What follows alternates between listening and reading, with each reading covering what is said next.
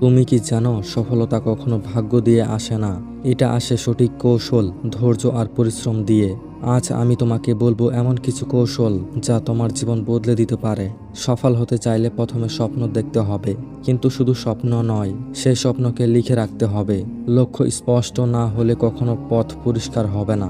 প্রতিদিন সকালে নিজের লক্ষ্য মনে রাখো। ছোট ছোট ধাপ দিয়ে শুরু করো। একদিনে বড় কিছু হয় না।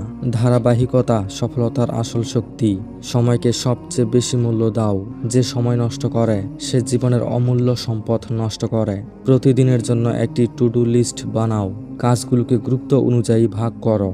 কঠিন কাজগুলো আগে শেষ করো। ব্যর্থতাকে ভয় করো না।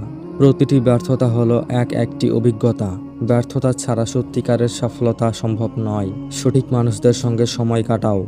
নেতিবাচক মানুষ তোমার মনোবল ভেঙে দেবে। ইতিবাচক মানুষ তোমাকে অনুপ্রেরণা দেবে। পড়াশোনা ও শেখা কখনো বন্ধ করো না। প্রতিদিন নতুন কিছু শেখার চেষ্টা করো। নিজের দক্ষতা বানাও। প্রতিযোগিতা থেকে শেখো। হিংসা করো না। নিজের প্রতি বিশ্বাস রাখো। আত্মবিশ্বাস হলো সফলতার চাবিকাঠি। শৃঙ্খলা ছাড়া কোনো স্বপ্ন পূরণ হয় না। সকালকে কাজে লাগাও। ভোরের সময় সফলদের প্রিয় বানাও। শরীরকে ফিট রাখো। সুস্থ শরীর ছাড়া সফলতা টিকে না। ধৈর্য ধরো।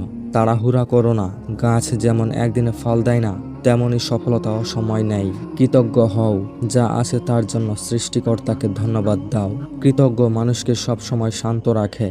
নিজের ভুল থেকে শিখো। অন্যকে দোষারোপ করো না। দায়িত্ব নাও নিজের জীবনের। প্রতিদিন নিজেকে প্রশ্ন করো, আজ আমি কতটা এগোলাম। অলসতা দূর করো। কাজ শুরু করো। কাল করব এই শব্দ সফলতার সবচেয়ে বড় শত্রু। সফল মানুষরা কাজ ফেলে রাখে না। কঠোর পরিশ্রম ছাড়া কোনো সোনালী সকাল আসে না। সঠিক দিক বেছে নাও।